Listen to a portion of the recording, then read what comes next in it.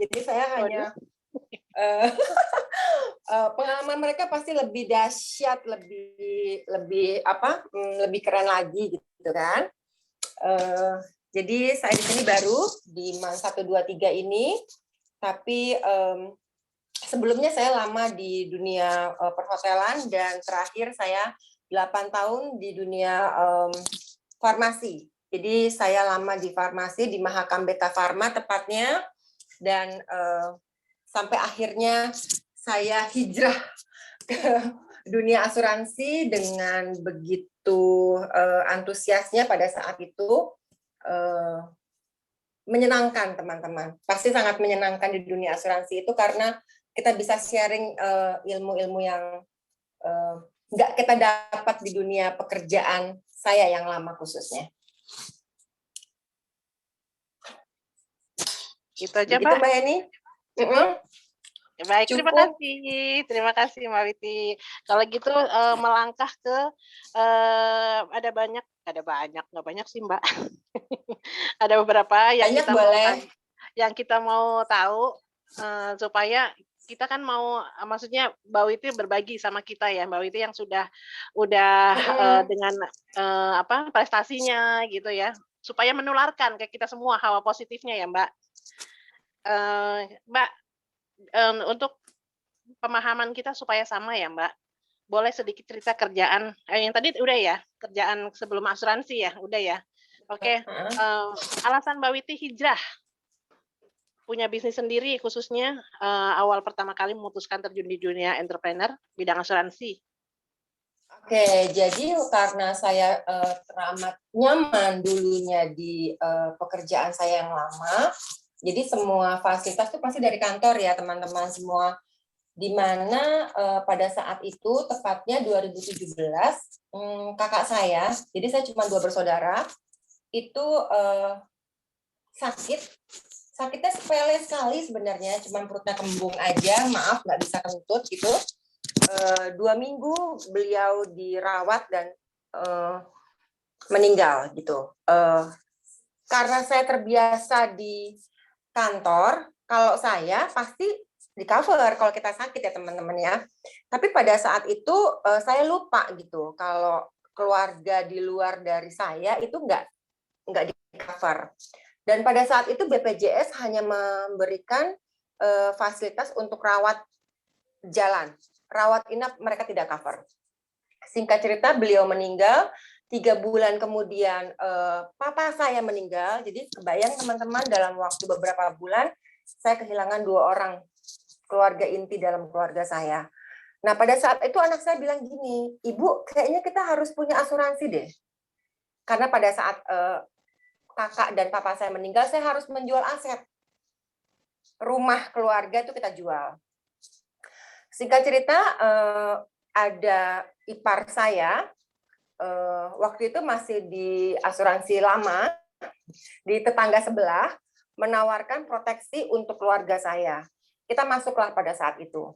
Nah, kebetulan kita tidak melihat isi dari polis tersebut.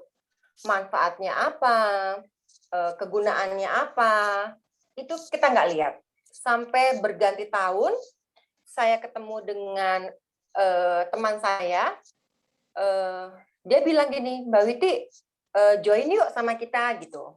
Saya bilang, aduh saya nggak bisa asuransi, nggak ngerti gitu, mau ngapain gitu kan.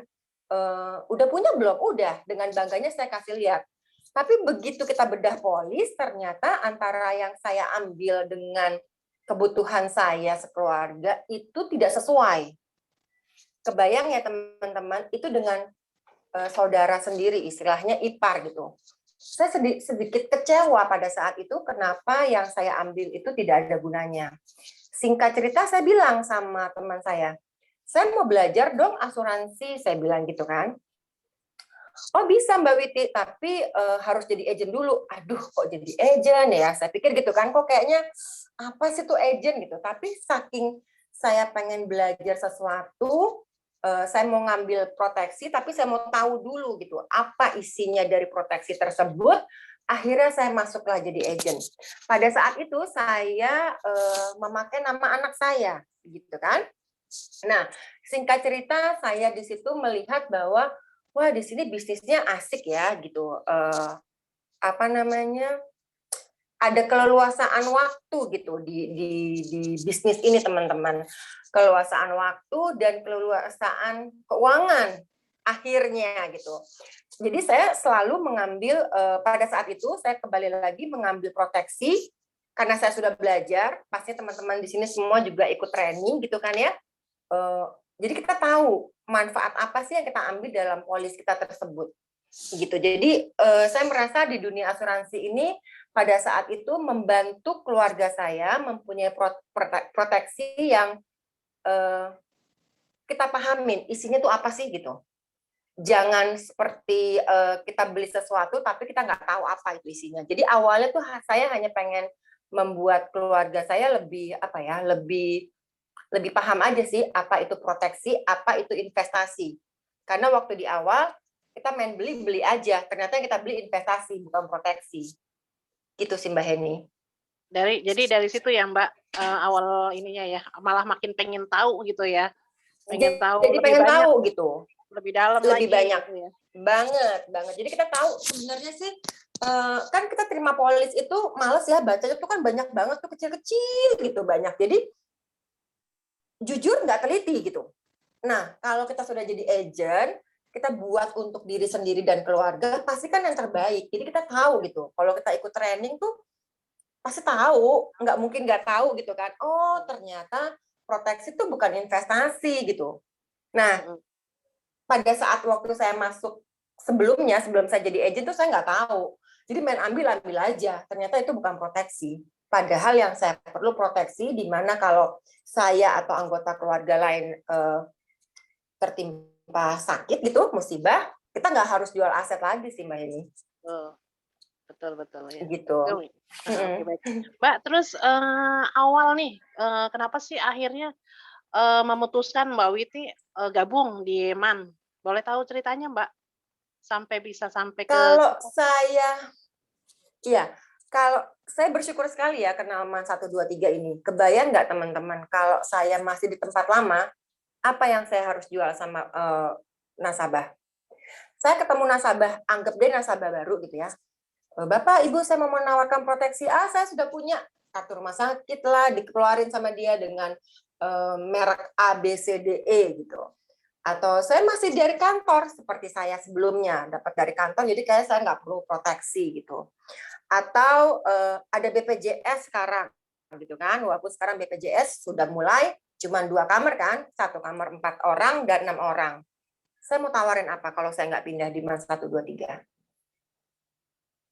Nggak ada. Yang dijual itu aja. Tapi kenapa saya mau? Satu produk aja. Udah ngutek aja di situ, Mbak Heni. Kita nggak bisa ketemu orang, oh ada ini. Mereka perlunya apa? Ada ini. Teman-teman juga pasti seiring berjalannya waktu, pasti kan kalau ketemu nasabah bingung ya, mati gaya nggak sih? Kalau yang ditawarinnya kartu rumah sakit aja, kita apple to apple gitu, mau ngomong apa gitu kan. Jadinya mau tawarin apa ya? Tapi betapa bersyukurnya kita, alhamdulillah puji Tuhan, diperkenalkan dengan di MAN 123 ini dengan produk yang apa lu mau gue ada deh gitu. Mau apa kita punya? Mau yang pakai unit link, nggak pakai unit link, mau tabungan, mau apa, sebutin, name it, kita punya. Jadi itu salah satu Mbak Heni kenapa saya mau pindah. Selain yang pasti perusahaannya besar, banyak pilihannya, produknya. Banyak pilihannya, produknya, asal kita otaknya kuat aja, inget-inget apa produknya ya. Karena yang pas dan cocok gitu ya Mbak. Betul, dan yang sesuai dengan kemampuan dan iya itu kecocokan yang tadi Mbak Eni bilang, nasabah maunya apa kita punya. Punya uang berapa kita ada. Akan ya itu kalau ketemu nasabah kuat-kuatnya kita aja mengingat produknya apa lagi ya gitu. Apa yang pas kita bisa masukkan ke nasabah. Itu salah satu, bukan salah satu ya, itu yang kenapa saya pindah ke MAN 123 karena produknya banyak. Pastinya salah satunya lagi adalah perusahaannya bagus dan besar dari Kanada. Jadi kayaknya ada pride tersendiri kita bisa masuk di MAN 123. Baik, Mbak. Makasih untuk, berikutnya, Mbak. Ini kan juga ada beberapa dari tim kami ini ada yang baru ya. Jadi, pengen tahu prosesnya nih Mbak Witi awal, pertama jalani di, bisnis insurance ini ya. Siapa sih yang Mbak Witi prospek dan bagaimana sih perasaannya Mbak Witi awal-awal menjalani sebagai agen asuransi? Wow. Yang pasti kalau saya melihatnya penuh dengan sukacita. Saya tidak pernah melihat, karena saya sharing. Kebayang nggak teman-teman semua pada saat keluarga kita dalam keadaan sakit, kita tolong, kita nggak punya uang.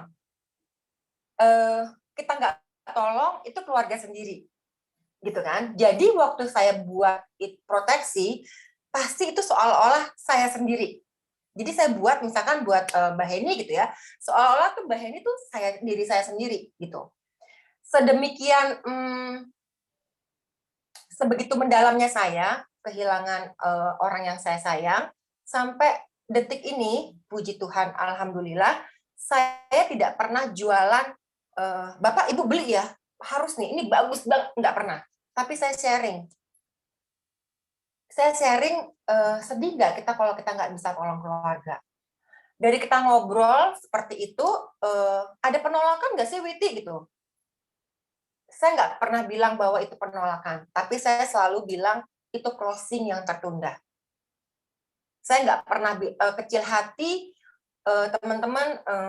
Setiap orang pasti punya batasan sendiri perasaan kita masing-masing ya teman-teman. Tapi kalau saya percaya deh, berdoa kita nggak minta sama Tuhan bahwa apa yang kita lakukan begitu kita keluar rumah, biar Tuhan turut bekerja di dalamnya. Dan penolakan itu nggak akan lama, dia pasti cari kita gitu. Karena apa? Kita nggak pernah maksa, kita cuma kasih pilihan, istilahnya sedia payung sebelum hujan. Daripada jual aset seperti saya, mendingan keluarin uang kecil untuk proteksi yang besar. Jadi jangan kecil hati teman-teman kalau ditolak, itu bukan penolakan kalau buat saya ya, tapi itu closingan yang tertunda. Dia pasti akan tergiang-giang dengan sharingnya kita, dengan obrolannya kita. Kenapa? Karena kalau kita positif pikirannya, itu kayak nempel gitu. Hawanya tuh nempel gitu. Jadi kalau kita sharing aja yang bagus-bagus, yang indah-indah, itu pasti akan tergiang-giang terus sih di teman kita atau nasabah kita. Itu sih Mbak Heni. Jadi pentingnya pokoknya ikhlas aja ya Mbak, sharing ya ke semua orang yang kita temui ya. Bener. Karena kita nggak pernah tahu, orang mana ini yang mau ambil gitu kan. Karena ternyata Betul. banyak orang yang terlihat sederhana, tapi dia punya kemampuan untuk itu gitu. Jadi yang penting kita ikhlas aja memberi ya Mbak ya. Memberi info. Bener Mbak Heni. Jangan kecil hati, terus aja usaha untuk sharing. Nggak pakai maksa, tapi sharing aja sih. Lama-lama teman-teman juga akan dapat clue-nya gitu dari setiap yang teman-teman jumpain gitu ya. Dari teman dekat mungkin, atau saudara, atau relasi, atau kita support joint field dengan para BP kita atau BA kita, itu sharing aja sih kalau saya. Mereka percaya nggak percaya, kalau kita menyebarkan energi positif, akan kembali ke kita juga positif sih. Insya Allah. Betul banget ya. Mbak, kemudian kita kan tahu ya, produk di Manulife itu kan begitu banyak. Biasanya yang menjadi andalan dari Mbak Witi itu apa sih Mbak? Boleh kita tahu nggak Mbak? Jadi kebetulan saya itu kemarin jualnya Mi Precious atau Mi Fit. Jadi saya kalau ketemu orang, kembali ke setiap orangnya ya, tapi ini saya sharing diri saya sendiri. Kembali lagi, kalau kita jualan kartu rumah sakit, kebanyakan semua orang udah punya gitu. Nah, dengan saya berkomunikasi, menjalin pertemanan yang baik dengan para nasabah saya cuman posting di Instagram. Ya teman-teman, mungkin di sini kita belum berteman ya di Instagram atau ada yang sudah. Saya tuh narsis banget, orangnya suka difoto gitu. Kalau perlu kopi aja saya foto gitu. Apapun saya foto judulnya gitu ya, entah itu masuk Instagram story atau dalam feed saya.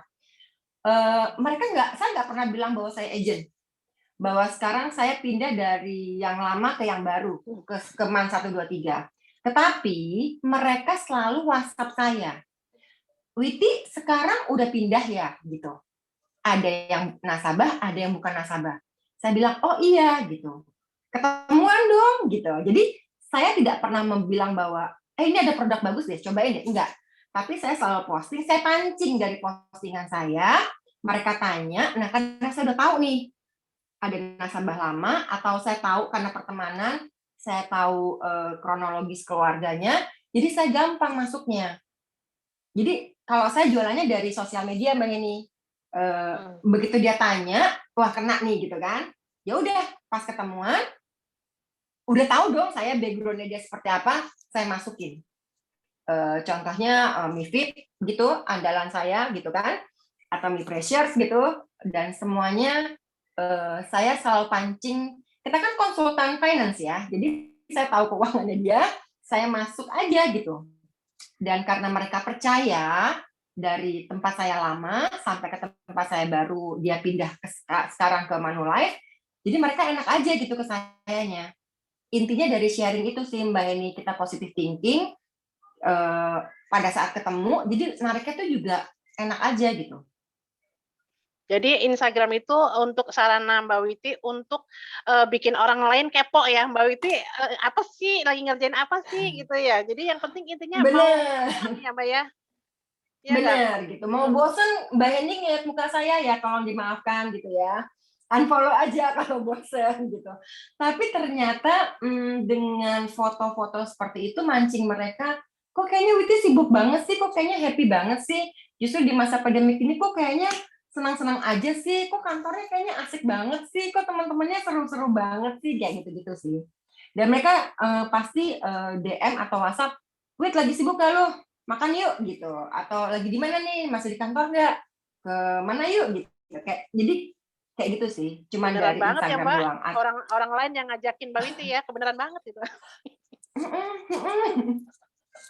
Jadi kalau misalkan saya cuma naik MRT aja dengan grup man 1, 2, 3 aja gini, Wih itu tim kantor ya, kok seru banget sih gitu. Ya udah, diatur doang mau ketemuan closing deh kemarin Mbak. Gitu. Jadi Waduh, ya cuma selamat gara-gara itu doang. Itu iya, terima kasih. Jadi itu aja sih, cuma ngobrol-ngobrol aja gitu. Mereka jadi tertarik hanya karena postingan kita. Sebenarnya itu cuma jurus saya aja sih. Mudah-mudahan berguna semua buat teman-teman di sini. Jadi jangan malu untuk narsis, jangan malu untuk eksisnya yang positif, menebarkan yang positif, yang memberikan semangat buat orang-orang yang lihat kita bahwa kita sehat loh, kita happy loh, buat naikin imun tubuh kan ya teman-teman semua ya. Jadi bikin orang pengen tahu lebih banyak gitu ya Mbak ya, pengen nanya lagi ya. Jadi kepo yang positif, betul. Mbak, kemudian ini Mbak yang kita tahu kan Mbak Witi kan bukan hanya seorang maksudnya bukan agen asuransi ya, tapi adalah seorang leader. Bagaimana waktunya Mbak Witi memanage semuanya, ya prospek, ya bina tim, ya ketemu sama nasabah gitu kan? Gimana Mbak? Dan ada lagi satu teman-teman keluarga kan, Mbak Witi kan juga ada keluarga di rumah. Betul. Kalau saya gini, selalu karena ini udah di akhir tahun, jadi waktu di awal tahun kemarin, awal-awalnya saya join di MAN 1, 2, 3 adalah di pikiran saya sudah punya target. Kita ini mau ngapain sih di dunia ini gitu? Di bisnis ini tuh mau apa? Pastinya mau cari duit. Jujur, kalau saya perlu duit, saya mau cari duit. Target saya apa sih? Target saya berapa? Saya mau jadi apa di sini? Nah, dari titik itulah target itu saya itu mundur. Saya selalu dalam doa saya atau saya tulis dalam jurnal syukur saya, Juni sudah harus kelar. Ya, Juni sudah harus selesai dan puji Tuhan itu sudah terlewatkan buat saya. Lebih banget. Itu gunanya jurnal syukur teman-teman. Jadi saya nggak tahu di Rabu Plus ini di timnya Pak Aldo dan Bu Heni ini suka jurnal syukur nggak? Kalau saya suka jurnal syukur walaupun suka bolong-bolong, tapi saya sempatkan walaupun ngantuk-ngantuk tuh saya tulis gitu. Impian, dream saya, tujuan saya itu apa. Nah, setelah sudah sampai, jadi seiring dengan waktu setiap hari ini, saya udah buat plan tuh di dalam note saya di handphone, saya buat plan. besok tuh saya ngapain? Oh, ternyata saya harus ada yang mau ketemu nih sama saya. Saya buat slip ini tiba-tiba, misalkan BA saya mau Mbak Witi boleh temenin nggak? Saya mesti ada janji temu nih. Saya selipin gitu. Jadi kalau target saya sudah kelar, itu bisa saya fokus ke apa namanya? Wah keren nih ada yang selalu buat jurnal syukur. Apa ya? Saya selalu selipin gitu sama mereka gitu. Atau saya bilang BA saya kan nggak cuma satu gitu. Saya suka selalu bilang 2 hari sebelumnya ya gitu. Jadi saya suka selip-selipin. Teman-teman pergunakan leader kita semua.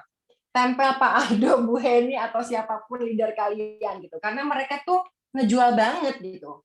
Saya tuh selalu ngejual leader saya gitu.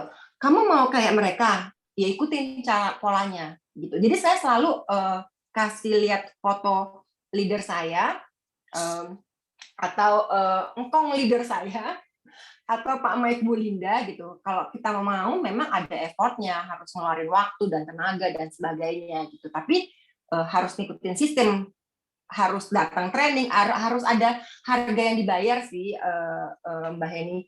Asalkan kita punya bisa istilahnya apa ya multitasking untuk antara membagi waktu dari pagi sampai jam makan siang saya sama nasabah saya misalkan. Terus dari siang sampai sore itu sama tim saya. Biasanya saya selalu siapin begitu. Asal di satu tempat, Jakarta nggak mungkin di berbagai tempat gitu, itu saya nggak bisa, saya angkat tangan gitu kan. Dan saya tipenya, mungkin itu juga salah satu kurang baik ya, saya harus ketemu. Saya nggak bisa nih, kalau cuman di Zoom gitu, kayak nggak dapat hawanya gitu. Kalau ketemu tuh kayaknya enak banget. Jadi saya selalu sama para BA saya, yuk kita ketemuan gitu. Entah nongkrong bareng, walaupun cuma makan bakso sama gorengan, tapi kayaknya bahagia banget. Nah dari timbul kebersamaan itu, mereka jadi semangat. Oh iya, berarti saya harus rekrut ya. Oh harus ini ya gitu. Jadi itu sih harus bagi-bagi waktu antara seminggu itu saya selalu minta reportnya mereka siapa yang mau barengan nih gitu. Apa yang bisa saya bantu? Saya menawarkan diri atau mereka yang Mbak Witi hari ini boleh nggak sih barengan gitu. Kalau keluarga sih pasti support ya Mbak Heni, karena ya itu gunanya Instagram Story. Kebetulan anak saya jadi selalu melihat, oh ibunya kerja, oh ibunya ketemu apa ngapain namanya, gitu ya. Ibu saya lagi ngapain gitu, gitu kan. Bahkan jadinya jujur banyak juga nasabah saya itu ada teman-teman dari anak-anak saya. Wow. Dan menantu saya juga saya rekrut gitu jadinya. Jadi ya udah karena melihat kesibukan ibunya, kok enak banget sih, oh enak banget ternyata. Siapa bilang dunia asuransi itu tidak mengasyikan? Jadi menantu udah jadi agennya Mbak Witi ya? Mbak agennya lagi mau kodet. Iya.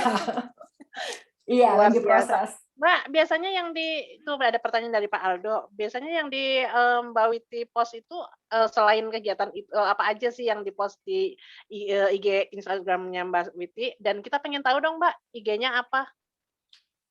Oh ya, jadi sebenarnya saya punya IG pribadi, namanya Witi. Witi PM, bisa di-add di Pak Aldo ya, kita sudah berteman ya Pak Aldo ya. Mbak Heni sih buat dong Mbak Heni, biar kita sarangnya berteman. Ya Mbak, nah, ya. Menyusul. Nah, beberapa waktu yang lalu Pak Mike bilang, Witi jangan dikunci gitu, dan harus pakai nama kamu sendiri kalau untuk yang MAN 123. Jadi saya ada 2 Instagram, satu yang kantor Fitri Malindo, boleh di add teman-teman, ada juga di yang Witi PM, jadi boleh di add dua-duanya. Nah, yang biasa saya posting kebiasaan, kalau yang di Fitri Malindo itu nggak saya kunci, nggak saya private, jadi semua orang bisa lihat. Dan jangan harap ada foto saya sendiri gitu, ada Instagram story, nggak ada. Karena yang berteman saya semua di situ adalah orang-orang kantor. Jadi saya awalnya agak sedikit jaim sih kalau yang di Fitri Malindo, karena itu kayak image seorang agent gitu, yang nggak bisa cewawakan, yang nggak bisa, jujur saya agak nggak bisa ngomong di situ sebenarnya, selain jualan aja atau kebersamaan di saat setiap Senin dan Sabtu kita di kantor. Tapi kalau yang saya bilang saya bisa tarik nasabah itu dari yang witty gitu. Karena itu IG saya udah lama banget, jadi saya selalu posting, contohnya apa ya, kalau kita ketemu teman-teman, kita kan foto-foto, atau ketemu keluarga, foto-foto. Nah, kalau saya taruh semua di handphone teman-teman, ini penuh gitu handphone saya albumnya. Jadi saya selalu posting yang terbaik menurut kacamata saya di Instagram saya, gitu. Jadinya di album handphone saya tuh kosong. Nah, itulah yang saya pakai untuk jualan Mbak Heni. Karena yang saya posting kebanyakan diri saya sendiri dan keluarga beserta teman-teman. Itu menarik orang untuk melihat bahwa aktivitasnya Wity, seorang Wity itu ini. Oh, keluarganya Wity itu ini, gitu. Mereka melihat dari situ sih, dari profil saya. Gitu. Dan sebenarnya kalau saya bisa copy paste itu di Fitri Malindo juga lebih baik ya, karena beberapa teman saya bilang kenapa lu nggak copy paste Wity gitu yang di Fitri Malindo itu gitu. Cuman saya lebih senang berekspresi di Wity ini, di yang udah lama Instagram saya lama gitu teman-teman. Apapun yang teman-teman mau posting monggo loh, mau makanan, mau apapun itu be yourself aja sih kalau saya, jangan saya pengen kayak Bu Syafa gitu misalkan, tapi saya nggak bisa kayak kalem gitu, saya nggak bisa, saya begini orangnya cewawakan. Jadi diri sendiri itu lebih indah, Mbak. Iya, benar. Gitu Mbak Heni. Mbak, ini teman-teman, buat teman-teman yang lain yuk silahkan barangkali ada yang mau nanya, yang penasaran lagi untuk nanya ke Mbak Wity, monggo silahkan. Nama saya udah disebut, saya mau nanya. Ya Mbak, monggo Mbak. Kemarin saya mau culik Bu Syafa tadinya. Iya, Kita Mbak mau Wity. MRT nggak jadi ya. Iya, nggak jadi kemarin. Mbak, aku tuh tadi kan Mbak Wity bilang tuh ya, kaitannya kalau dari sisi produk andalan tuh yang Mbak Wity ambil itu adalah MiFib sama Mi Precious, dan itu Betul. ya sebetulnya salah satu yang kalau saya lihat kekuatan daripada Mbak Wity, tiba-tiba namanya meledak gitu. Oh, ternyata ini yang bikin record gitu ya, sampai mau menyamai sama Bu Linda seperti itu. Nah, boleh nggak Mbak diceritain, meskipun tadi Mbak Wity sudah sampaikan sedikit, tapi lebih kepada detail menyangkut kepada prosesnya. Karena saya tahu kalau dari sisi profil yang mengambil produk itu kan memang orang-orang yang khusus ya Mbak, yang kaitannya pada saat kita bicara pun mesti nyambung dulu nih gitu baru. Nah, gimana untuk bisa nyambungin dirinya, terus kita mensejajarkannya sampai dia mau dengerin Mbak Wity. Mungkin itu Mbak, terima kasih. Sama-sama. Oke, jadi kembali lagi ke foto-foto di Instagram. Kebetulan nasabah saya ini tuh seumuran anak saya, jadi masih muda banget ya, sekitar umur 28-an, 29. Kita punya background yang sama, yang sama, di mana orang tua mereka meninggal karena penyakit kritis. Jadi saya nganggap dia tuh udah kayak anak sendiri gitu. Pada saat saya posting foto kebersamaan kita di MAN 1, 2, 3, dia kaget. Tante Wity udah pindah ya gitu. Iya gitu. Oh, saya mau ketemu dong Tante gitu. Kapan dong main ke rumah gitu. Lihat Revan. Jadi dia udah punya anak. Oke, nanti saya ke rumah main gitu. Pas saya main, yang sebenarnya yang saya tawarkan adalah penyakit kritis sih, Bu Safa. Di mana saya melihat keluarganya mereka itu semua kena penyakit kritis. Jadi papanya itu kanker paru-paru, ibunya kanker payudara. Jadi saya concern banget sama anak-anak ini gitu.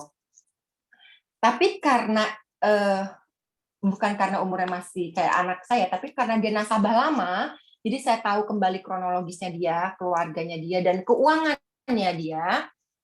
Entah gimana, saya mengarahkan dia lebih ke ngambil sesuatu yang jangka panjang, yang pasti. Istilahnya, saya tahu dia punya deposito, kita kan konsultan finance. Jadi kalau saya ngomong sama nasabah tuh benar-benar open banget gitu. Ini ada deposito di bank ini. Cuma nama banknya aja yang dipindah jadi Manulife. Bunganya lebih banyak, dana pastinya udah pasti banget, dijamin gitu kan. Kenapa nggak dipindahin ke sini? Gitu. Saya cuma menawarkan itu aja sih. Nama banknya aja yang diganti. Dari bank A, depositonya dipindahin ke Manulife. Dengan fasilitas kelebihan dari produk kita adalah A, B, C, D, E. Dan saya garansi dia untuk lebih ngambil ke dolar. Karena kurs sekarang dengan kurs 10 tahun ke depan pasti berbeda. Jadi kamu hitung coba. Gitu. Jadi saya ajak ngomong dia dari hati ke hati, daripada ngambil penyakit kritis, kamu ambil ini aja. Dana ini gitu. Ini untuk masa depan anak kamu dan kamu sendiri. Kalau ada apa-apa ini uangnya cair. Bisa dikasih ke anak kamu atau ke cucu kamu nanti kalau anak kamu sudah nikah. Jadi saya gali dari background-nya nasabah saya sih, Mbak Syafa. Dan memancing orang lebih ke ketakutan gitu, ketakutan bahwa uangnya hilang gitu. Enggak sih, kan kalau di kita dananya dana pasti ya. Terus apalagi ya, itu nama banknya aja diganti. Kalau dia takut gitu ya, oh enggak kok, ini bank A, ini Manulife gitu. Jadi di situ dia yang penting nasabahnya tuh aman, nyaman sama kita, lepas dari produk yang kita tawarkan. Karena kita ketemu tuh dia panggil saya pasti ada sesuatu yang dia mau gitu. Dia bilang, tante nanti deh kayaknya tahun ini deh saya mau ambil penyakit kritis gitu, critical illness, tapi saya mau yang lengkap, yang ini gitu. Nah kebetulan saya cuma mikir gini, ini sayang banget gitu pakai dolar kalau nggak diberikan sesuatu yang bagus apa sih gitu. Nah itu teman-teman kalau kita mau ketemu nasabah, mau itu saudara, teman atau siapapun, harus tahu produknya dulu sih. Jujur sebelum saya ketemu nasabah saya yang satu ini, saya bingung apa yang saya mau kasih. Dan kebetulan entah gimana pada saat itu, saya ingat banget itu sore-sore ya, saya sampai keluar dari training, saya ketemu sama Pak Aldo di depan. Pak Aldo apa ya? Saya sempat tanya Pak Aldo dong, masih ingat banget saya tanya sama Pak Aldo. Pak Aldo apa ya produknya? Oh kasih ini aja, nanti ini begini. Jadi saya dapat masukan justru dari Pak Aldo loh, Mbak Eni. Gitu Terima ya. kasih loh Pak Aldo. Iya gitu. Jadi saya sampai pusing ini apa yang saya mau kasih ya, karena menurut saya uangnya cukup banyak gitu untuk bisa kita kelola. Itu kembali lagi intinya adalah kita kenal dulu siapa nasabah kita, background dia seperti apa, kemampuan dia kayak apa, kebutuhan dia apa. Baru kita bisa ngobrol. Dan biasanya saya kalau udah ketemu nasabah itu nggak bisa sebentar. Nggak bisa tuh kalau cuma di kafe minum teh kopi tuh nggak bisa gitu. Mendingan enaknya tuh di rumah. Kalau di rumah tuh lebih apa ya? Santai. Kita mau ngapain aja. Santai, nggak ada waktu durasinya gitu. Aduh, gitu kayaknya nggak enak gitu, berisik gitu kalau di kafe. Tapi kalau di rumah tuh bisa sampai dia curhat itu, ini gimana ya, ini gimana, yang ini harus diapain gitu. Kita bedah polis dari asuransi satu ke asuransi yang lain. Jadi kita semakin menggali dan dia semakin jadi nambah gitu. Bukan ngambil Me Precious aja, tapi dia akan nambah ini, nambah ini, nambah ini. Kayak gitu sih. Oke, keren Mbak. Intinya yang tadi Mbak Witi sampaikan, kepercayaan nasabah dengan apa yang jadi pengalaman dia, Mbak Witi tuh sangat juga care gitu ya Mbak. Jadi semuanya juga akhirnya curhatnya ke situ. Nah Mbak Witi ini udah langsung screening. Keren. Gitu, kebiasaan. Biasanya kalau kita ketemu sama nasabah, kita kan udah tahu body language-nya ya. Kalau dia bosen, kalau ada dia penolakan dan sebagainya gitu. Tapi gimana caranya biar dia bisa kebuka gitu sama kita, yang ngobrol sih. Kalau perempuan tuh kan senang ngobrol ya gitu ya. Jadi ngobrol aja gitu, gali aja terus gitu. Kayak gitu sih teman-teman. Oke. Ya, thank you Mbak. Apakah menjawab Mbak? Sama-sama. Sudah menjawab Mbak, semua thank ya you. Mbak? Very clear ya, thank you. Terima kasih Mbak Sama, Mbak Witri. Yang lain boleh Barangkali ada yang mau ditanyakan lagi? Saya dong. Ya, Iya, silakan Pak Aldo. iya, Mbak Witi, sebenarnya dari Mm-mm. kemarin-kemarin dari yang pertama kita kenal tuh pengen nanya, kenapa namanya Fitri? Fitri itu kan ini dengan tadi harusnya kenalan yang pertama ya. mulai. Fitri itu kan enggak serius, gue nggak lagi stand up comedy nih. Kenapa namanya Fitri? Itu kan identik sama Lebaran. Apakah lahirnya pada saat Lebaran dan Malindo? Malindo kan Malaysia Betul. Indonesia itu. Malaysia Indonesia kan seingatannya gitu loh. Ada sejarahnya enggak itu? Terus tadi ini di sini kan saya dulu bekas background orang hotel. Mungkin beberapa surprise. Saya tahu dulu hotelnya kan Grand Mahakam ya. Ini juga ya, maksudnya kita small world gitu kan. Karena sebenarnya kan saya kenal pertama kali itu saat waktu itu grup saya di Prudential, kemudian Mbak Witi kalau nggak salah tugas di Yayasan Kanker ya. Kemudian ngasih tahu mengenai cancer kan. Betul nggak? Masih ingat tuh waktu itu. Makanya saya surprise gitu loh. Ternyata masuk di yang warna biru kan. Saya nggak tahu kalau waktu itu waktu itu join di biru gitu loh. Saya nggak ngerti kan. Tapi memang pada saat itu saya kepikiran gitu kan. Nah, tapi kan memang ya namanya kita lahir ke bisnis itu kan sebenarnya kita nggak ngerti mau lahir atas leader siapa gitu kan. That's okay, kita ketemu di tempat yang baru ternyata dan kita dalam satu family gitu ya. Nah, yang selanjutnya adalah kebanyakan nasabah-nasabahnya Mbak Witi itu masih di ring 1 atau sudah mulai merambah ke ring 2 gitu loh. Karena kan teman-teman di sini ada beberapa yang sudah senior. Kalau sudah senior mau nggak mau ke ring 2 gitu loh. Nah, pada saat ke ring 2 atau referensi, itu gimana sih caranya minta referensi? Ada nggak nasabah yang tipikal kayak gitu, Mbak? Makasih. Oke, Pak Aldo. Ke saya itu nasabahnya. Nama dulu. Kenapa Oh Witi? iya, nama dulu lupa. Nah ini harus tanya mama saya ya. Kata mama saya sih itu banyak sekali yang nanya. Jadi waktu saya lahir itu memang pas di bulan Ramadan. Jadi adik mama saya kasih nama saya sebenarnya Fitri. Pada saat itu mungkin salah ketik apa gimana gitu, jadi ditambah i. Jadi ya udah Fitri gitu kan. Kalau Malindo itu juga saya nggak tahu, itu bukan nama marga loh padahal ya. Tapi dikasih namanya Malindo. Nanti saya tanya apakah ada hubungannya sama Malaysia dan Indonesia ya. Biasanya kayak gitu sih Pak Aldo. Nah, terus kalau nasabah saya nggak ada ring 1, malah ring 1 cuma anak saya doang ya sama menantu saya. Anak saya malah masih di tempat lama, saya belum pindahin gitu. Lebih banyak malah justru dari ring 3 kali ya Pak Aldo ya. Jadi udah nggak ada lagi ring 1 sama sekali. Oh ya, ring 3 berarti orang yang tidak referensi, dikenal? nggak Berarti dikenal. jadi caranya gimana? Kenalan atau gimana? Jadi saya, contoh nih ya, nasabah yang potensial saya nih ya. Waktu itu saya diminta untuk, saya beli rumah nih Pak Aldo, udah beli rumah, agennya tuh seneng karena saya rumahnya itu katanya homey gitu. Jadi waktu dia benerin rumah, saya suruh ngatur interiornya gitu. Ya saya senang aja ya. Oke, nah terus dia datang, Mbak Witi tolong dong pilihin hordengnya gitu. Nah si tukang hordeng itu jadi nasabah saya. Oh, oke. Keluarga terus gitu sampai adiknya, mertuanya, temennya gitu. Tapi saya nggak minta dia ya, kamu ke Tante Witi aja ya gitu. Saya nggak minta referensi gitu maksudnya. Terus misalkan siapa lagi ya? Oh saya dikenalin gitu sama teman saya. Witi kenalin dong. Misalnya kita lagi makan waktu itu di Pondok Indah. Oh iya.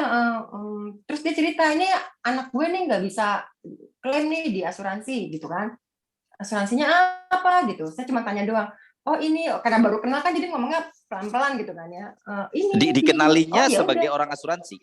Dikenalinya sebagai orang asuransi. Enggak. Saya teman saya nggak tahu malah saya di asuransi. Cuman pada saat kita ketemu di rumah makan itu tiba-tiba ada teman saya tuh, saya nggak kenal, ngobrol, lagi ngapain? Gue dari rumah sakit Pondok Indah nih, ngatur klaim gitu, ngurus klaim anak gue gitu, misalkan. Iya, ngatur klaim anak gue gitu. Oh ya, nggak bisa nih, gimana ya, siapa orang asuransi ya yang bisa gue hubungin gitu. Saya cuma nanya Wah, asuransinya apa itu kerja Tuhan itu dari Iya. jurnal syukur. Nah, itu kerja Tuhan, nggak mungkin misalnya. Saya sampai di posisi sekarang ini itu karena kemurahan dan kebaikan Tuhan. Kalau kuat kita sendiri pergi pagi pulang sampai malam, kalau nggak kita doa sama Tuhan, minta sama Tuhan, itu kayaknya nggak mungkin. Ya betul, Jadi setuju. hidup saya itu penuh dengan kemurahan Tuhan dan keajaiban yang nggak pernah bisa saya pikir gitu. Saya cuma mengucap bahwa nggak mau ngerti gitu. Mungkin Pak Aldo sama Bu Heni atau teman-teman yang suka datang di MAN 123 suka kalau saya pas lagi ngomong gitu ya, saya selalu bilang bahwa saya bisa sampai di posisi sekarang ini tuh cuma karena kemurahan Tuhan. Yang lainnya nggak ada. Bisa sampai ketemu, nggak minta referensi gitu ya. Sampai yang terakhir closing aja orangnya telepon saya, Witi udah pindah, gue pindah ke tempat lo aja sekarang. Ini kalau mau saya garap lagi, saya cuma mikir, nggak boleh jangan ditiru ya, ntar aja deh tahun depan gitu. Mau saya gituin gitu ya. Enggak, maunya sekarang. Jadi ngotot. Tadi barusan telepon sampai oke, saya besok saya buatin ya gitu. Jadi ya udah, mereka nurut hanya karena telepon kita tuh kalau bisa bukannya 24 jam, 25 jam teman-teman. Dia nggak mau, mereka tuh kalau udah percaya sama kita karena kita loyal kapanpun, sebenarnya bukan dari Manulife gitu, polisnya tuh dari tempat lain. Saya ngerti nggak ngerti, tapi so ngerti aja gitu. Kadang-kadang ya ngerti nggak ngerti, orang kan saya nggak pernah kerja di perusahaan tersebut gitu, tapi saya cuma bilang saya coba lihat ya, saya coba baca dulu, nanti kalau memang saya udah bisa bales, saya bales.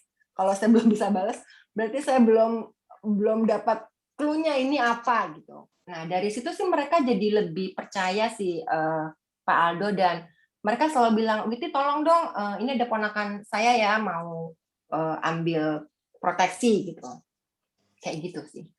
Oh berarti dari personal touch lah ya, dari personal touch. Iya. Nah, berarti kan waktu gitu. boleh dong pinjam polisnya, berarti waktu itu Mbak Witi langsung kenalin bahwa saya juga orang asuransi gitu atau gimana? Atau mereka saya tanya? Enggak ngomong orang asuransi. Jadi pas dari asuransi mana sih, kartunya apa gitu. Pas saya lihat kartunya, saya juga nggak ngerti ya. Ini apa sih, ini kartu apa sih gitu. Hitam-hitam gitu ya. Oh iya. Setahu saya sih kayaknya nggak bisa deh gitu. Saya cuma ngomong gitu doang. Kok tahu Witi? Nggak tahu ya, kalau di tempat gue sih nggak bisa. Saya cuma ngomongnya gitu doang. Di tempatmu apa? Yaitu saya kasih tahu di sini. Oh, masuknya kayak gitu. gitu tahu, ya. Gitu. Nah, jadi saya pancing dulu dia untuk tanya. Saya nggak mau bilang, gue agent loh. Kalau saya bilang saya langsung agent, mereka mundur biasanya gitu. Langsung bubar. Mereka takut dengar kata agent. Bye gitu. Jadi saya cuma pancing aja. Kartunya apaan sih gitu? Oh iya, kayaknya nggak bisa deh. Kalau tempat gue kayaknya nggak bisa nih. Gitu. Kayak gitu sih, Pak Aldo. Iya, thank you. Nanti mereka tanya-tanya, setelahnya baru tanya-tanya, baru kita jawab. Kalau kita agent gitu maksudnya. Teman-teman yang lain ini, yuk silakan dong. Ini luar biasa, ini susah aku ngeblok waktunya nih. Sibuk banget soalnya nih. Bisa aja Pak Aldo sama Mbak Eni ya. Orang-orang sosialita susah, soalnya kalau udah bintang film susah nih. Ayo teman-teman yang lain yang mau nanya silahkan. Mumpung ada orangnya. Ya, saya serahkan kembali pada Bu Heni, silahkan. Ya, terima kasih Pak Aldo. Ya, yang lain yuk, teman-teman ada lagi yang mau, mungkin Mbak Safa mau nanya lagi Mbak? Ada tambahan pertanyaan? Gak apa-apa Mbak, kan kita lagi ngobrol asik nih. Yang lain, monggo. Ada lagi kah?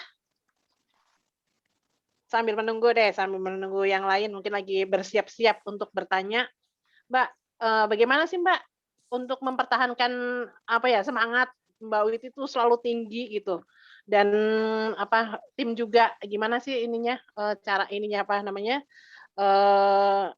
untuk menyemangati diri sendiri ataupun tim gitu maksudnya. Bohong ya teman-teman kalau ngerasa kita nggak pernah drop. Itu bohong banget. Jujur lah, pasti pernah gitu. Saya sekalipun juga sama gitu kan. Tapi kembali lagi, tujuan kita di bisnis ini maunya apa sih gitu. Goal kita apa gitu kan. Jadi saya selalu bicara untuk kalau mau pagi-pagi tuh ngaca gitu, mau dandan gitu ya. Aduh kok lemes banget sih. Tapi langsung saya, ini tujuannya maunya apa. Jadi saya memaksakan diri saya sendiri untuk selalu datang setiap Senin dan Sabtu. Percaya nggak percaya, waktu saya mau closing yang besar itu, Mbak Heni, itu saya ngomong, dan saksinya tuh Kenneth. Karena dia duduk di depan saya.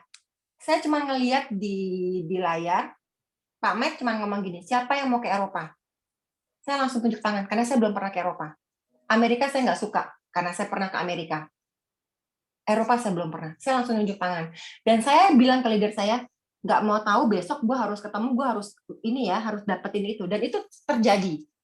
Jadi untuk membooster diri saya, kalau saya nggak bisa ngomong ke BA saya kalau saya nggak melakukan, adalah harus rajin training dan datang setiap acara kantor. Apapun itu namanya, datang.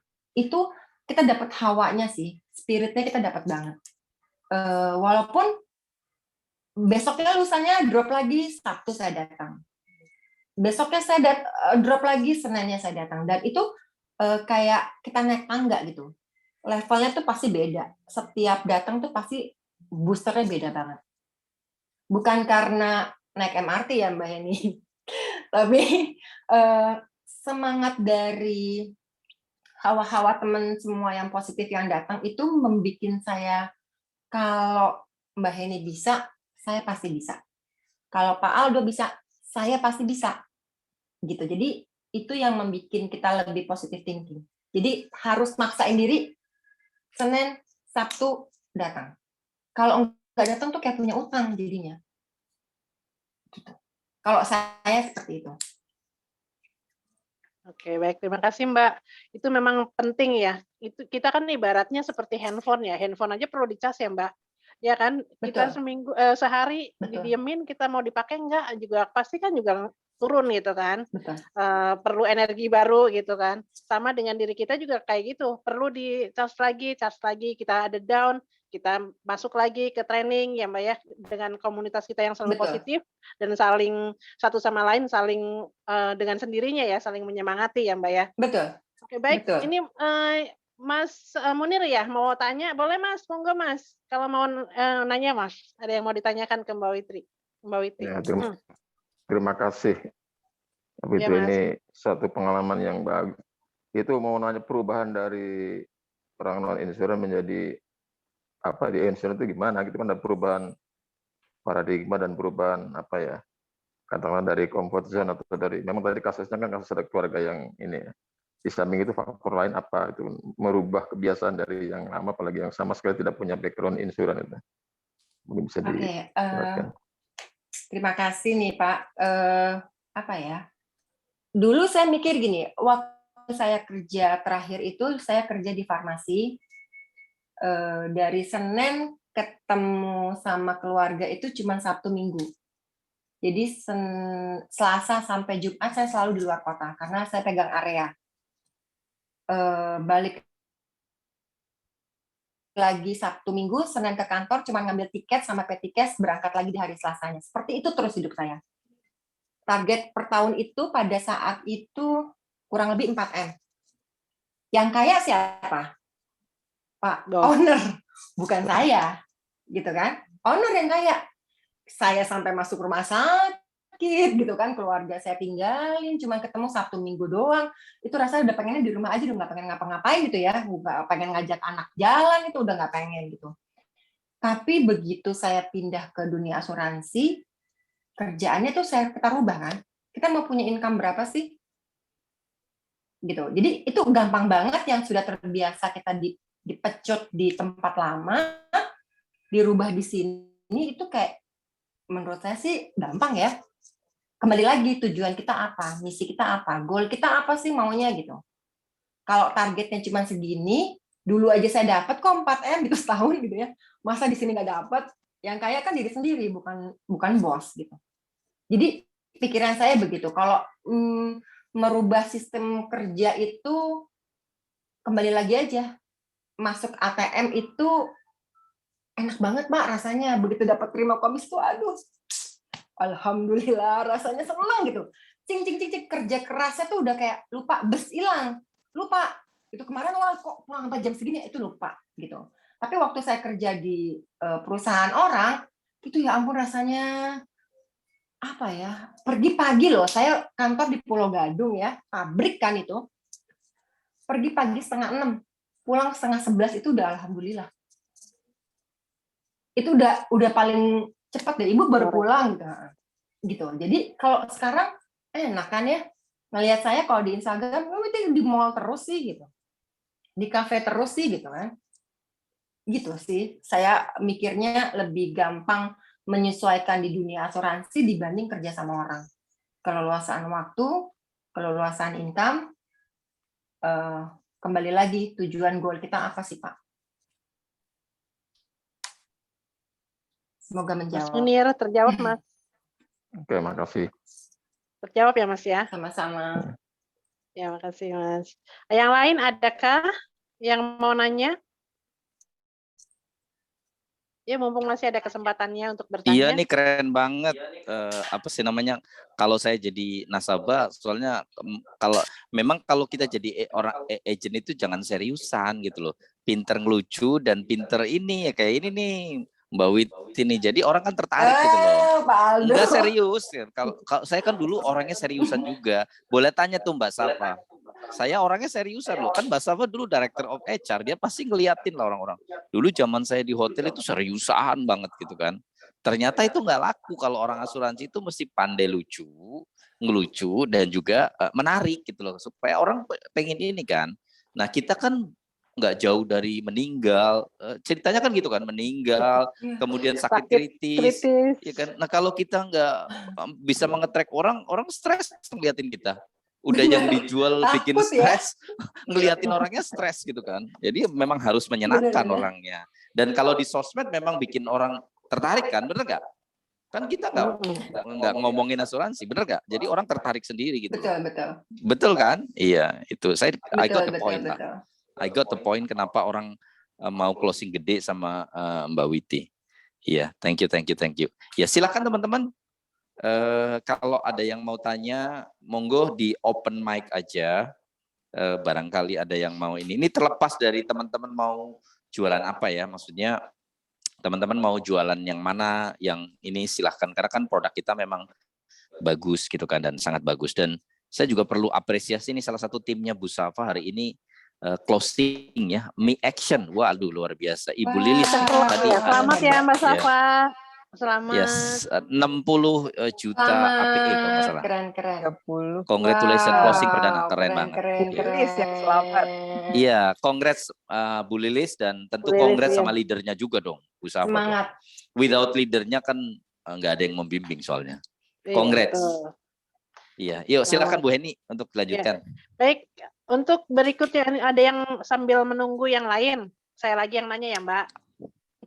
Boleh. Nah ini sekarang nih apa sih yang menjadi harapan, cita-cita atau keinginan dan dalam menjalani bisnis ini Mbak? Kemudian apa sih yang sudah dicapai sama target apa selanjutnya yang Mbak Witi ingin capai? Oke, karena saya baru ya di MAN 1, 2, 3 ini, pastinya banyak banget impian saya gitu. Saya pengen kedepannya saya pengen ambil apartemen secara mobil dan sebagainya gitu. Dan yang sudah ada ini kembali lagi, saya bisa sampai seperti ini pasti dengan doa dan support dari keluarga. Jadi pastinya tahun ini dengan pencapaian saya seperti ini itu karena keluarga, doa dari support dari keluarga. Kedepannya doakan teman-teman, saya pengen ambil apartemen 1 ya untuk mama saya. Gitu. Wih keren. Amin. Keren. Gitu. Itu sih harapan cita-cita saya yang bikin harus rajin lagi untuk sharing. rajin lagi untuk datang training maupun setiap acara di MAN 123. Oke, baik Semoga Mbak. teman-teman juga gitu, semua sama-sama ya. Sangat menginspirasi nih Mbak. Jadi biar yang lain Sama-sama, juga Mbak Eni. keinginannya jadi tumbuh besar gitu ya untuk sukses sama-sama di Iya, sini ya Mbak ya. iya, iya. Yuk ada lagi kah yang mau nanya lagi? Masih ada Kalau kesempatannya? saya jawabnya Silakan. cepat-cepat, maaf ya. Minta diulang lagi boleh loh. Iya, kalau Itu kurang ada kayaknya yang kurang. Pak Rikwan tuh ada nulis di chat tuh. Ada Boleh nulis di Pak, chat. silakan Pak. Ya, saya bacakan aja ya, saya bacakan aja. Ini dari Pak Rikwan nih. Pak Rikwan is the husband of Ibu Safa. Kenalannya harus begitu katanya. Oke, Mbak Witri, kalau mendengar cerita yang singkat tadi, itu pertanyaan pertama, apakah berarti hukum Pareto 80-20 itu tidak berlaku buat Fitri? Nah, Fitri pakai Fitri ya. Apakah tidak berlaku? Ini karena ada hubungannya dengan pelajaran pelajaran atau saran untuk melakukan kontrak minimal 5 orang sehari. Maksudnya kan kita diajarin kalau minimal 5 orang sehari. Mbak Witri kan tadi kelihatannya tidak melakukan itu tapi berhasil gitu loh. Padahal tidak melakukan yang 5 itu. Itu yang pertama. Yang kedua, dengan kondisi ring 3, bagaimana menemukan bahwa orang yang ditemui lebih cocok direkrut atau jadi nasabah? Itu dari Pak Rikwan. Monggo silakan, Mbak. Kata siapa saya nggak ngelakuin satu hari ketemu jurnal syukur dan lihat kontak di HP gitu ya. Saya lakukan itu kok Pak Ridwan di perusahaan lama di Biru. Kalau di Ijo ini saya tinggal menuai hasil dari yang saya kerjakan di Biru karena nasabah saya yang di Manulife adalah nasabah lama saya di nasabah lama di tempat lama, maksud saya seperti itu. Jadi saya melakukan tuh yang namanya cari di 10 orang, ketemunya cuma 1 orang, saya janji ketemunya 20 orang, ketemunya cuma 1 orang, itu saya alami. Jatuh bangunnya saya itu di tempat lama. Kesininya saya rubah, setiap orang itu punya gayanya masing-masing gitu. Saya kebetulan kalau awal-awal saya jadi agent tuh saya pakai Bapak Ali nabung 3 juta gitu kan. Kurang lebih kayak gitu kan. Abang tukang bakso gitu. Itu teman saya pulang. Aduh, saya sedih banget waktu itu. Itu waktu saya baru banget ya, baru banget. Lama-lama saya rubah. Makanya saya kalau ketemu orang saya rubah tuh. Itu kurang lebih 1 bulan saya jadi agent ya, kayaknya langsung brok gitu. Saya nggak bawa leader saya pakai catatan doang gitu, pakai nulis kebalik. Pak Ridwan belajar nggak nulis kebalik? Saya sampai nulisnya kebalik-balik gitu. Itu saya ditinggal sama teman saya. Witi, bentar ya, gue mesti ke supermarket nih beli susu anak gue gitu. Ditinggal loh. Hah? Ditinggal? Ini apa yang salah ya? Oh, ternyata saya melakukan itu bukan diri saya gitu. Tapi bukan berarti teman-teman jangan ikutin saya ya, maksudnya lakuin aja gitu. Akhirnya saya rubah. Saya dengerin mereka cerita. Saya pancing cuman dari mana gitu. Jemput anak sekolah nih, Wit, nanti kita kesini ya, nanti kita begini-begini. Udah, ngobrolnya dulu dari situ. Gitu. Atau pancing dari kesukaannya dia apa. Karena kebanyakan nasabah saya 99% itu justru lebih perempuan semua gitu, teman-teman saya gitu. 1 orang cuma menantu saya aja, Pak. Jadi saya masuknya tuh galinya enak karena udah berteman duluan kan. Jadi udah tahu gitu kebiasaannya dia apa, maunya dia apa. Jadi saya gampang gitu ngasih sesuatunya gitu. Dan saya nggak ada pakai Bapak nabung, nanti kalau nggak nabung nggak dibayarin loh, tabungannya nggak keluar. Nggak begitu saya. Jadi saya langsung kalau nggak punya ini, saya pakai modul ATM. Saya keluarin ATM saya, kartu kredit. Kalau anak lu sakit, adik kakak lu sakit, apa yang lu mau kasih? ATM atau kartu kredit? Dia diem. Kartu kredit. Limitnya kecil, lu harus bayar bulan depan. Pakai apa? ATM nggak ada uangnya. Jadi saya pakai pakai yang ada di dompet saya pada Mana saat lagi? itu untuk pancing dia punya emosi. Apa yang bisa lu pakai?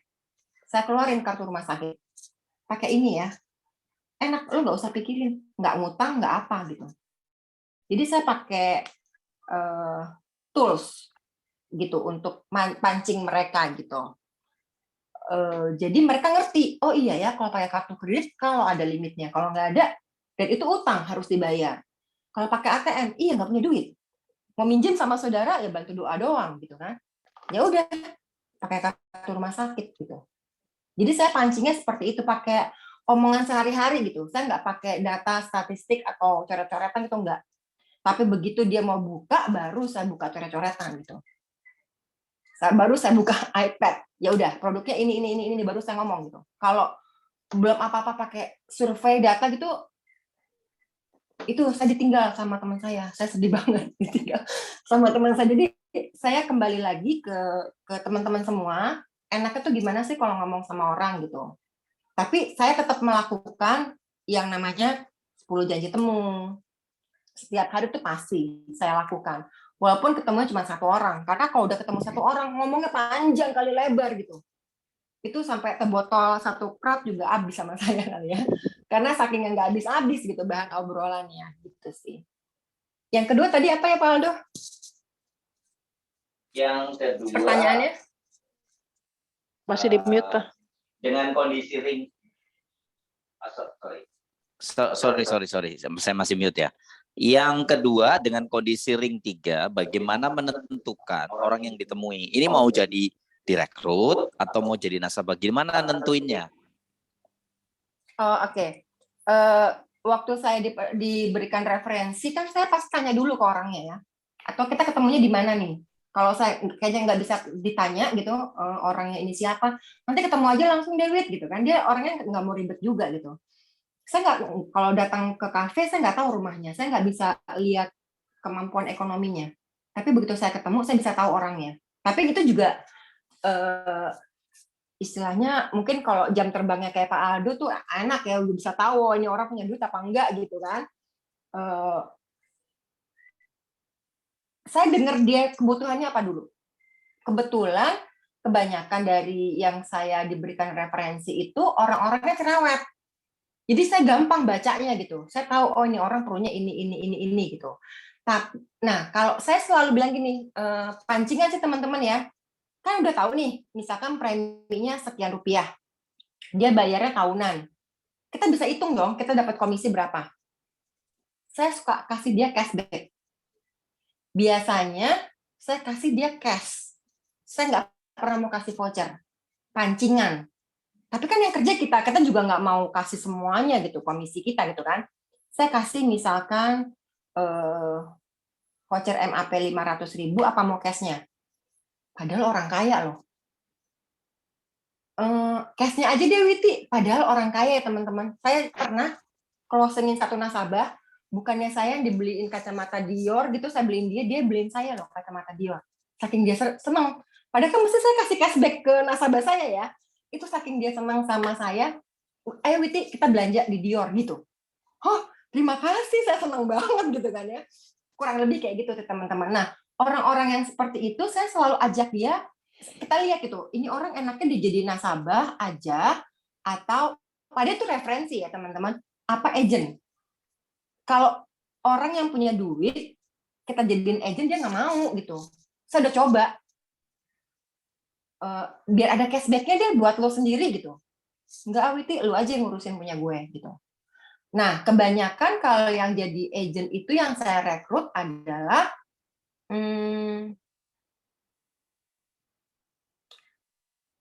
apa ya?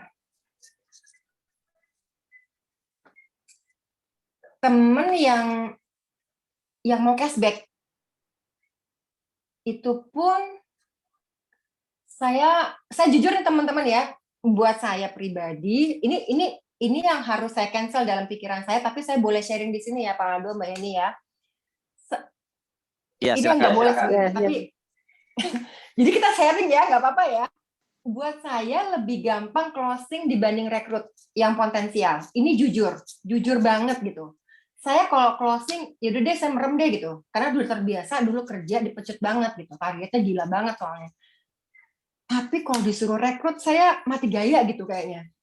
Karena semua nasabah saya nggak mau saya rekrut. Nggak mau, itu lu aja yang kerja gitu. Lu aja deh yang ngurusin proteksi gue pusing dengerin nggak mau gitu. Gitu, aduh, kok jujur nih maaf ya, aduh jangan didengar yang jelek, yang didengar ya teman-teman, jangan ditiru maksudnya, tapi yang Nggak baik apa-apa kan, boleh semua orang diambil. punya kelebihan. Saya mati gaya kalau rekrut, jadi kalau rekrutan saya yang sekarang itu ada beberapa BA yang memang dari tempat lama, itu pun saya paksa-paksa, mau ya mau gitu, karena enggak saya mau jadi mau ini aja, mau jadi nasabah aja gitu. Saya belum dapat clue yang ini kayaknya bagus nih, potensial untuk bisa saya rekrut gitu. Kalau cuma rekrut aja mungkin bisa ya, cuma nama, tapi dia nggak gerak. Gitu sih. Tapi itu boleh, harus gerak, tahun ini harus gerak. Gitu. Jadi salah satunya itu juga yang selalu saya bilang ke teman-teman BA saya bahwa yuk datang yuk setiap hari Senin, setiap hari Sabtu datang dan itu saya jadi cermin gitu buat diri saya sendiri. Mereka melihat saya hanya dari Instagram Story misalkan. Oh ya Witi hadir ya. Ada beberapa BA saya yang insya Allah nanti Senin depan akan datang karena melihat keseruan kita foto-foto di halaman depan ya Mbak Heni. Di halaman depan Sampurna. Jadi mereka kepancing dari situ sih. Tapi sudah ada yang hadir, ada juga yang belum. Banyak yang belum. Jadi untuk jawaban yang nomor 2 itu, saya masih merasa kurang mampu untuk bisa merekrut dengan baik. Gitu. Masih merasa kurang. Pak Ridwan gimana? Sudah menjawab pertanyaannya? Kurang ya. Pak Ridwan? Pak Ridwan, kurang ya Pak. Belum bisa. Oh, mungkin Pak Ridwan lagi ini ya. Oke, mudah-mudahan bisa menjawab. Oke, silakan Bu Heni. Baik, Mbak, ini di penghujung acara kita nih. Pertanyaan pamungkas untuk kita semua ya, untuk Mbak Witi. Pertanyaan pamungkas. Pesan-pesan apa yang menguatkan kami, Mbak, untuk Grand Warrior dalam menjalani bisnis ini? Teman-teman, ini kan udah di akhir tahun ya. Kita pasti punya impian, kita pasti punya visi tujuan dalam diri kita sendiri dan untuk keluarga. Ayo semangat terus, masih ada waktu kita untuk mengejar impian kita. Jangan patah semangat, jangan ketir, jangan takut, jangan merasa tidak mampu, tapi pasti bisa. Datang terus ke MAN 123, sama-sama kita memberikan, saling memberi energi positif yang nggak pernah kita duga gitu. Kalau Tuhan sudah kasih kita jalan, pasti dia kasih kita mukjizat yang nggak pernah kita pikirkan gitu. Tetap semangat, jangan putus asa, datang terus, kejar terus impiannya. Masih ada waktu kurang lebih 1,5 bulan, teman-teman ya. Jangan putus asa, terus semangat untuk hadir di MAN 123. Keren, Mbak. Terima kasih Mbak Witi untuk malam ini. Sama-sama Mbak Heni. Sangat menginspirasi kita semua.